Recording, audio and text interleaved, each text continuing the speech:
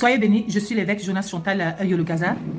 Au sujet des élections présidentielles 2025, nous voulons dire merci à Dieu parce qu'il a exaucé les prières de plusieurs. Le diable avait prévu faire couler des conteneurs et des tonnes et des fûts de sang des fils et des filles du Cameroun, mais Dieu a accompli le miracle. Nous déplorons quand même ces décès des jeunes et je vais particulièrement souhaiter mes très sincères condoléances les plus attristées à toute la famille.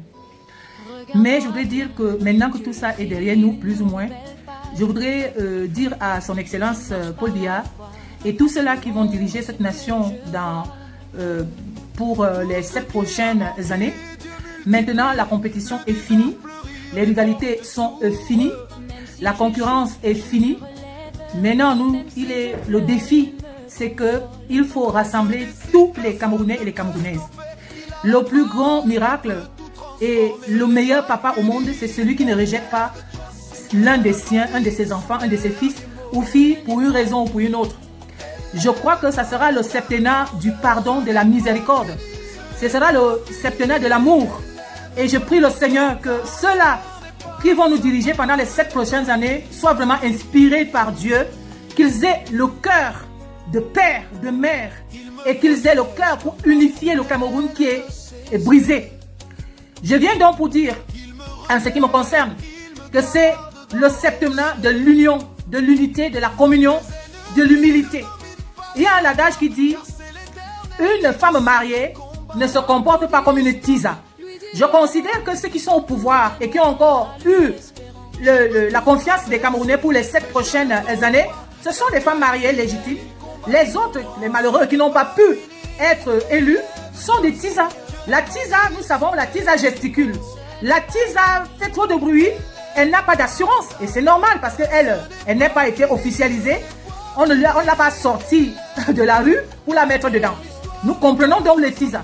Nous prions son Excellence Paul Biya de faire revenir tous nos fils et nos filles, nos frères et sœurs de l'étranger, qu'ils aient une autre nationalité, qu'ils aient commis des fautes graves que nous connaissons tous. Mais ce qui va vraiment nous marquer, qui va marquer ce septennat, doit être la miséricorde et le pardon, l'apaisement. Autour de son Excellence Paul Biya, qu'il y ait des personnes apaisantes, qui apaisent, des hommes et des femmes qui sont conciliants.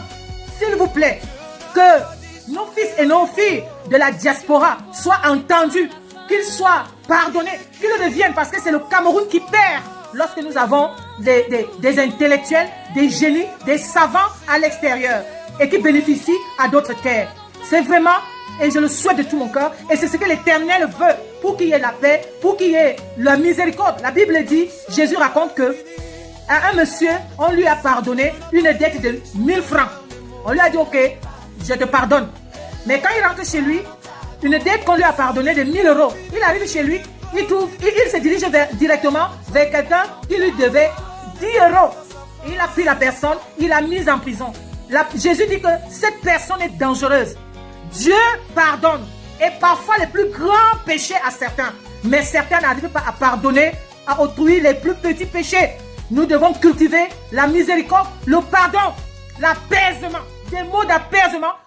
Le président Paul Biya n'est donc plus le président d'un parti politique. Le président Paul Biya n'est plus le président d'une région, d'une tribu. Il est le président de tous les Camerounais, du nord au sud, de l'est à l'ouest. Il n'est pas question qu'on s'en approprie.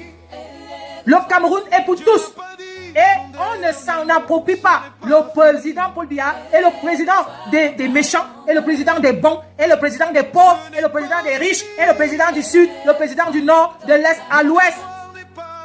Que les femmes, les épouses, ne se comportent donc pas comme les tisas. Que les épouses se respectent, que l'épouse se respecte, que l'élu se respecte et pardonne à la tisa.